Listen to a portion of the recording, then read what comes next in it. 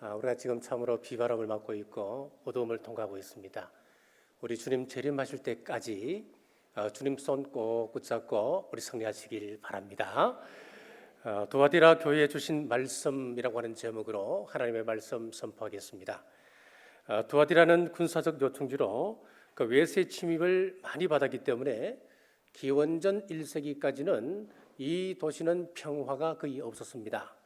그러다가 로마의 세계평화 정책에 의해서 상업과 제조업을 중개하는 그런 무역의 통로가 되었습니다.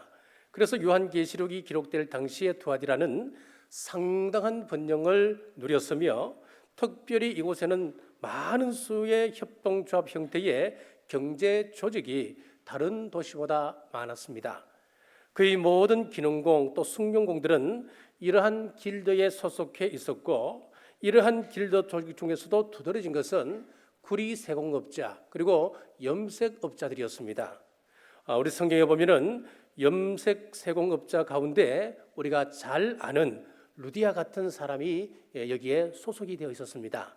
사도행전 16장 14절에 보시면은 두아디라 시에 있는 자색 옷감 장사로서 하나님을 섬기는 루디아라 하는 한 여자가 말을 듣고 있을 때 주께서 그 마음을 열어 바울의 말을 따르게 하신지라. 자, 여기 보면 루디아가 바로 두아디라 출신의 사람이었습니다. 자, 또한 길드 조직은 이방 종교와 상당히 밀착되어 있었습니다.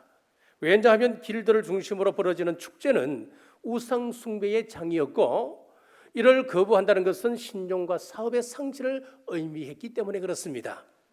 두아디라에서 주로 숭배했던 이방신은 아폴로 신이었습니다. 구리 세공업자들은 아폴로를 그들의 사업을 번창해 주는 신으로 섬겼습니다. 그리고 정치적으로는 이 아폴로를 황제의 수호신으로 숭배했는데 아폴로 신을 로마 동전에까지 새겼습니다. 이는 로마 황제와 동급으로 생각하고 있음을 단적으로 보여주는 예입니다. 두아디라 지역이 왜 이렇게 우상 숭배의 중심이 되었을까요? 그 핵심은 바로 돈이었습니다. 물질이었습니다. 당시 두아디라는 교통의 요지로서 산업이 발달했기 때문에 경제적으로 굉장한 부를 누리고 있었습니다. 성경은 말씀합니다. 돈이 많으면 탐심이 생기게 되고 탐심은 우상 숭배다라고 정의를 내리고 있지요. 만약 하나님께서 주신 돈을 하나님의 영광을 위해서 사용할 수 있다라고 한다면 그것만큼 영광스러운 일이 없을 것입니다. 그러나 두아디라는 넘치는 돈으로 아폴로 신전과 황제의 신전을 만들고 우상 숭배를 자행했던 것이지요. 이러한 물질의 타락이 두아디라 지역에 있던 두아디라 교회까지 영향을 미쳐서 완전히 세속화된 교회가 되고 말았습니다. 두아디라는 관을 쓴 여자라고 하는 뜻을 가지고 있었습니다. 이것은 교회가 세상 영광을 다 쓴 것을 의미합니다. 즉 세상의 가치가 두아디라 교회를 뒤덮고 있었다라고 하는 말씀입니다. 자, 이렇게 무너져 버린 두아디라 교회를 향하여 주님께서 뭐라고 말씀하십니까? 첫째, 두아디라 교회의 죄악을 지적합니다. 두아디라 교회의 죄악 첫째, 이세벨을 용납했습니다. 계시록 2장 20절입니다. 그러나 내게 책망할 일이 있노라. 자칭 선지자라 하는 여자 이세벨을 내가 용납함이니. 자, 이세벨이 누구였습니까? 열왕기상 16장 31절에 보시면은 느밧의 아들 여호보암의 죄를 따라 행하는 것을 오히려 가볍게 여기고 시돈 사람의 왕 엘바스의 딸 이세벨을 아내로 삼고 가서 바알을 섬겨 예배하고. 지금 아합을 소개하면서 이렇게 소개하고 있는 거예요. 이 아합이 율법을 어기고 이방의 악한 여인 이세벨과 결혼을 했습니다. 이세벨이라고 하는 한 여인이 이스라엘 땅을 밟는 순간 이스라엘 땅은 범죄의 소굴로 전락해버리고 말았습니다. 이세벨은 바알 종교의 선지자라 부를 만큼 우상 숭배에 적극적이었고 산당을 짓는데도 열심을 다했습니다. 이 두 사람의 구도를 잘 보시면은 아합은 한 나라의 왕입니다. 정치를 상징적으로 보여주고 있고 이세벨은 이방신을 섬기는 선지자의 모습을 보여주고 있습니다. 이 두 사람이 결혼을 했습니다. 정치와 종교가 하나 되었다라고 하는 것을 의미합니다. 자, 이런 일들이 벌어지니까 이스라엘 온 지역에 어떤 일이 벌어지기 시작하느냐면 우상 숭배가 성행하게 되었고 영적으로 육적으로 간음죄가 끊이지 않고 일어났습니다. 이와 마찬가지로 두아디라 교회는 정치와 종교가 하나 되었습니다. 자, 오늘날 많은 교회들이 사회 정의를 부르짖고 이념 운동에 앞장서려고 합니다. 단적으로 말한다면 이것은 교회의 본질은 아닙니다.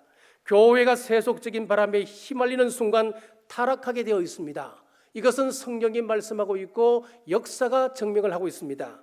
교회의 존재 목적은 죄인들을 예수님께로 초대하여 복음을 듣게 하고 예수님을 믿음으로 천국으로 인도하게끔 하는 것이 교회의 본질입니다.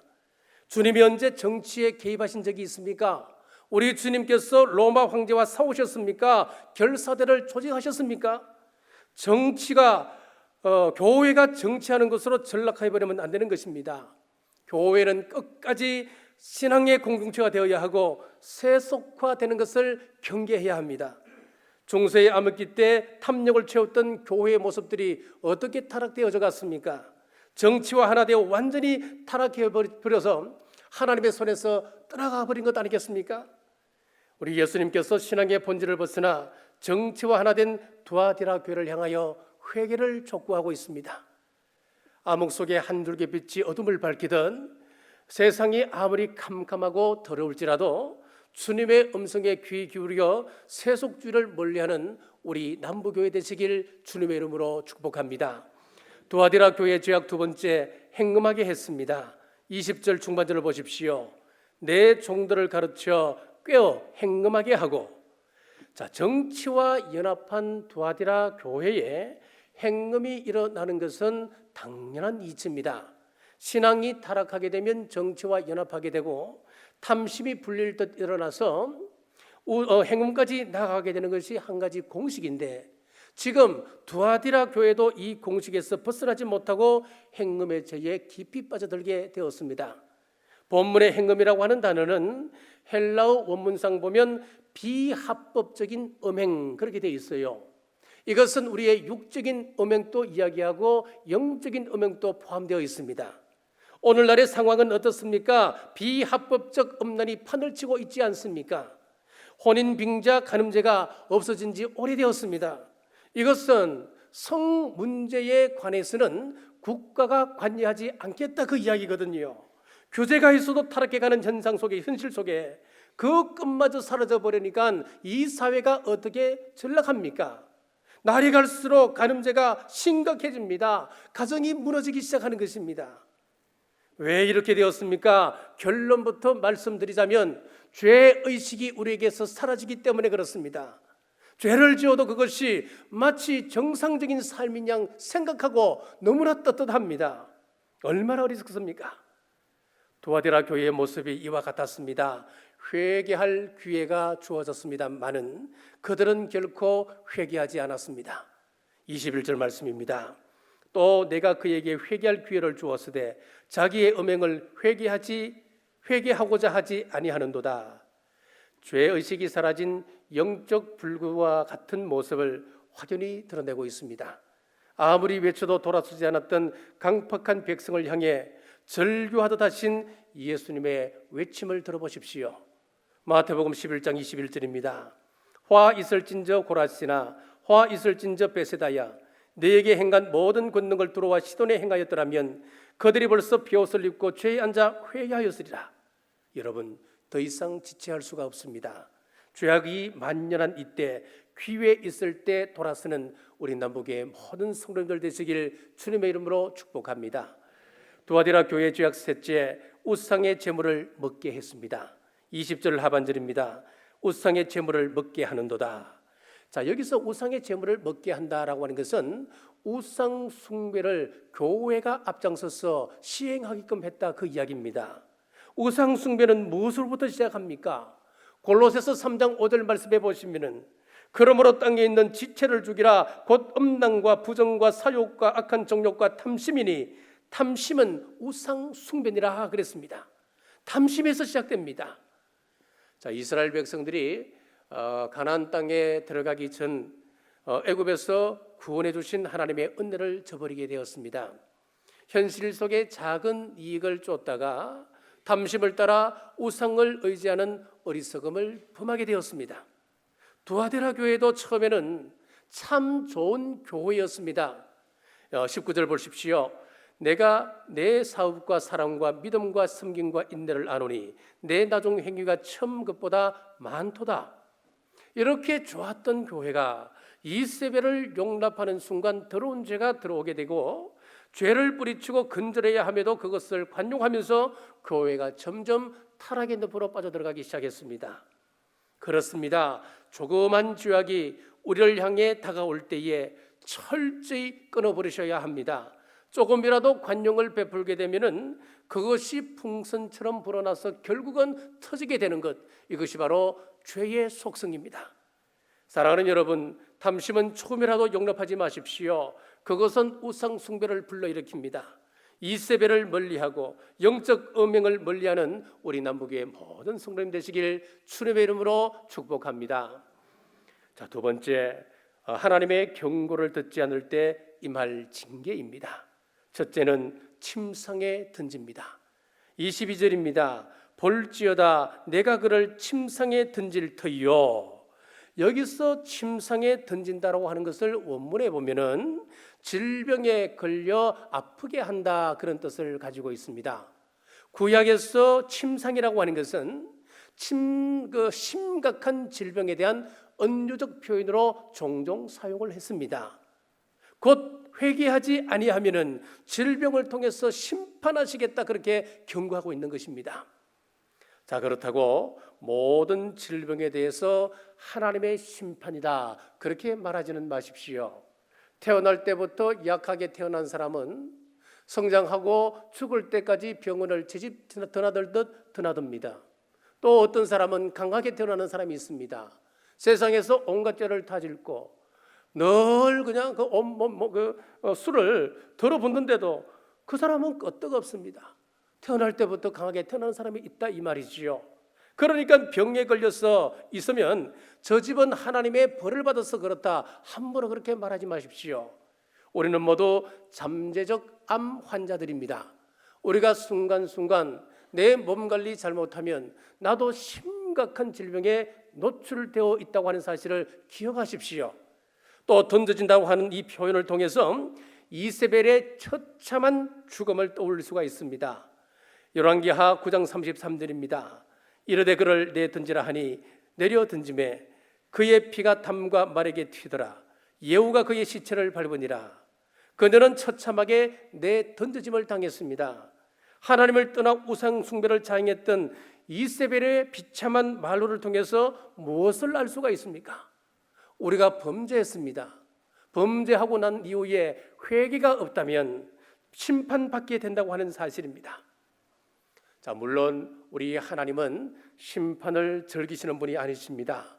그러나 기회가 주어졌을 때도 회개하지 않고 돌아오지 않는다면 심판은 시행됩니다. 모세가 하나님의 말씀을 받고 산에서 내려왔을 때에 이스라엘 백성들이 평지에서 무엇을 했습니까? 금 송아지를 만들어서 경배하고 있었습니다. 하나님이 어떻게 하셨습니까? 출애굽기 32장 8절입니다. 그날의 백성 중에 3,000명 가량이 죽임을 당하니라. 하루에 3,000명이 죽임을 당했습니다. 곳곳에서 애국하는 소리가 들립니다. 하지만 그때는 이미 늦었습니다.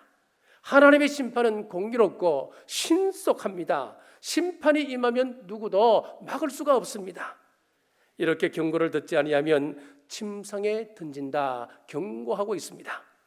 경고를 듣지 않으면 두 번째, 환난 가운데 던지십니다. 22절입니다. 만일 그의 행위를 회개하지 아니하면 큰 환난 가운데 던지고, 여기서 환난이라고 하는 단어는 압박, 고통이라고 하는 뜻을 가지고 있습니다. 환난 가운데 던져진다, 이 말은 많은 어려움을 주겠다는 것입니다. 회개하지 아니하면 삶 속에 수많은 어려움이 찾아와서 고통스러운 인생을 살게 됩니다. 사사시대 이스라엘 백성들을 보십시오. 하나님을 의지하지 아니하고 우상을 숭배했을 때 어떤 일이 벌어졌습니까?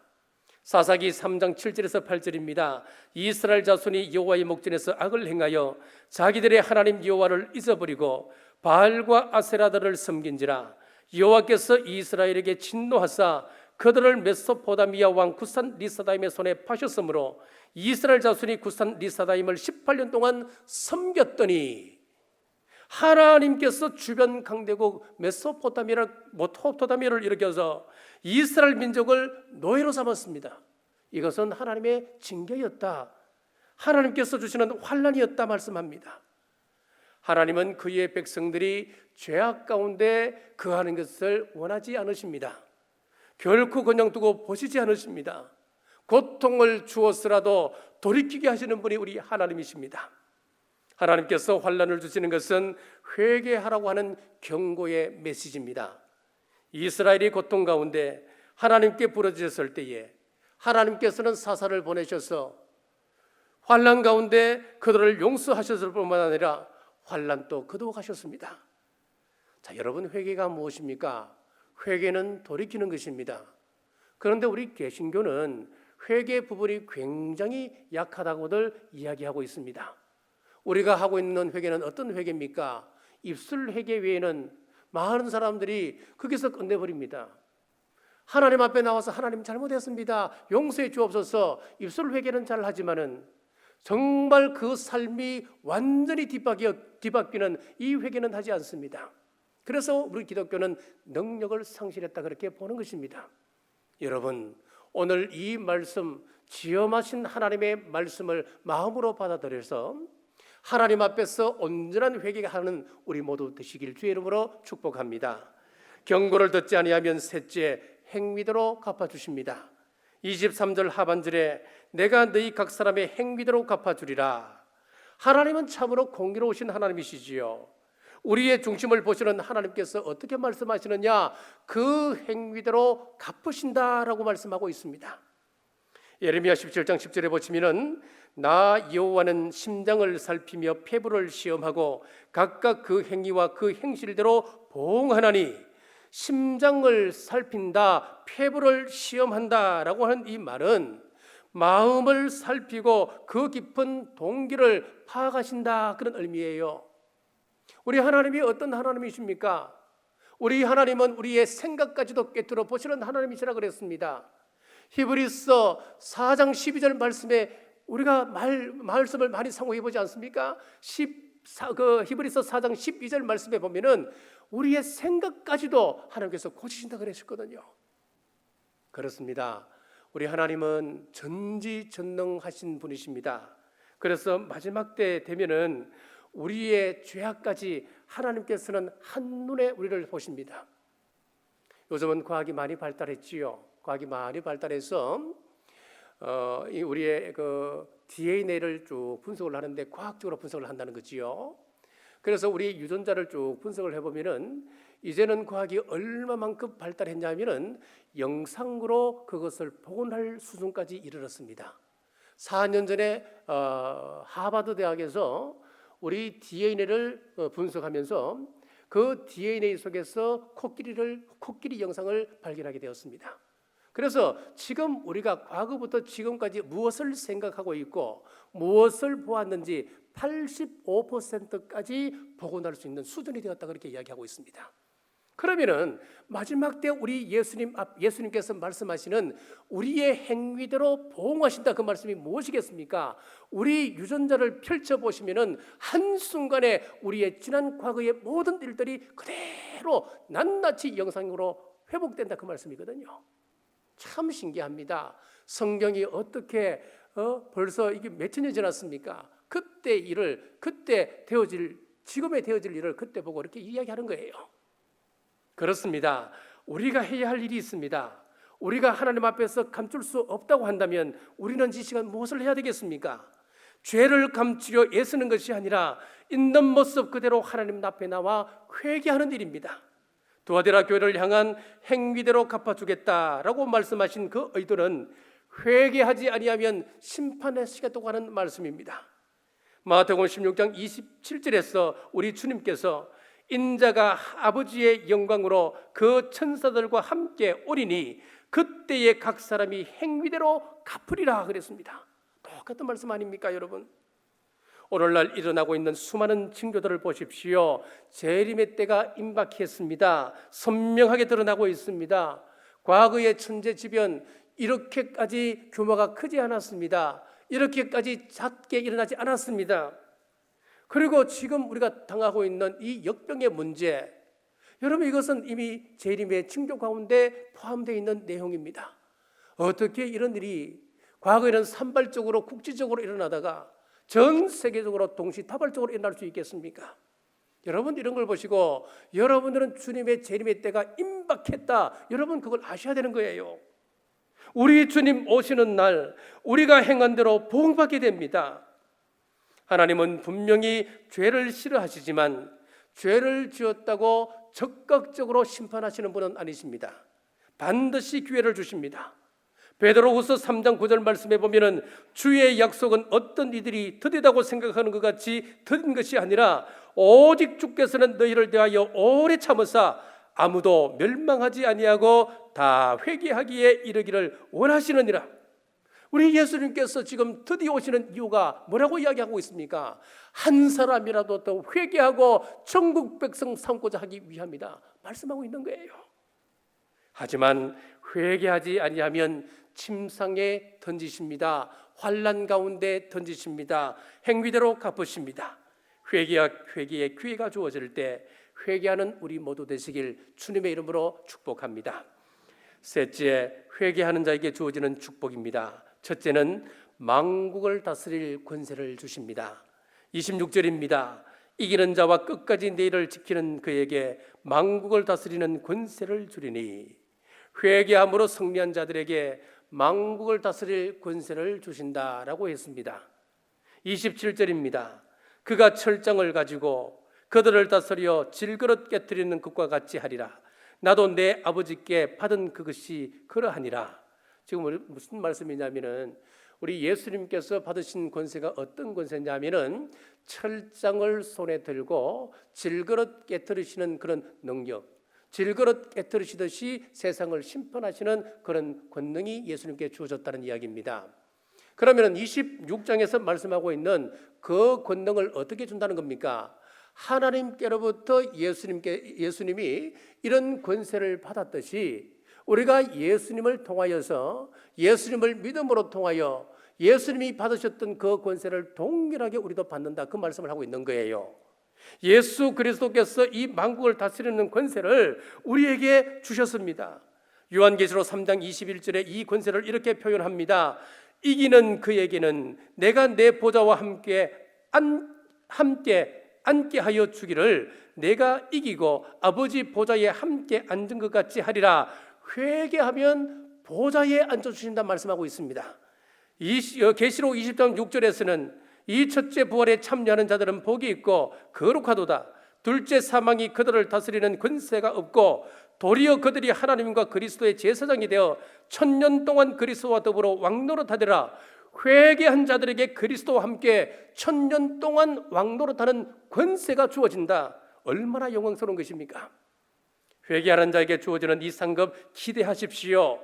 이 땅에 썩어질 것에 매달려 근심 속에 살지 말고 회개하여 하나님께서 예비하신 위대한 축복을 바라보는 영적인 사람들 되시길 주님의 이름으로 축복합니다.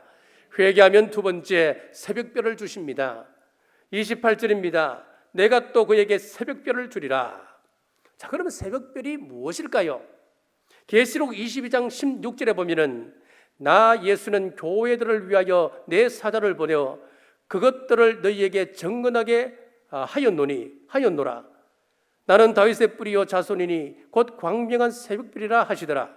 자, 여기 보면 새벽별은 예수 그리스도다라고 말씀하고 있습니다. 그러면 새벽별을 주신다라고 하는 이 말씀은 어떤 말일까요? 우리가 회개할 때에 예수님께서 우리 마음 중심으로 오신다, 그 말씀입니다. 계시록 3장 20절입니다. 볼지어다 내가 문 밖에 두드리노니 누구든지 내 음성을 듣고 문을 열면 내가 그에게로 들어가 그와 더불어 먹고 그는 나와 더불어 먹으리라. 회개함으로 마음을 열미는 새벽별 대신 예수님께서 우리 마음 가운데 찾아오셔서 좌정하신다, 그 말씀입니다. 베드로후서 1장 19절입니다.